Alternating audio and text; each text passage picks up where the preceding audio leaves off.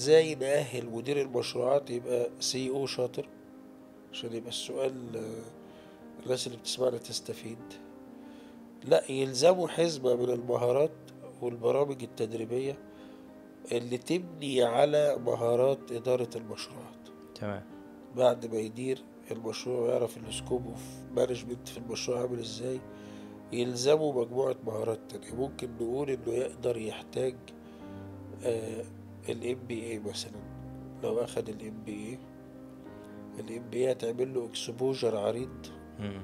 على مجموعة حاجات في الإدارة ما كانش اتعرض لها وهو بيشتغل في إدارة المشروعات. لسه يعني بمناسبة كام حاجة، امبارح يعني كنت في معرض هندسي اسمه بلوك 5، فقابلت يعني أحد الأصدقاء مهندس عنده شركة، فبيقول لي أنا بقالي 5 سنين بخبط كده في الشغل لحد ما خدت الام بي اي، بدأت ترتب لي دماغي بشكل كبير يعني. هي الام بي اي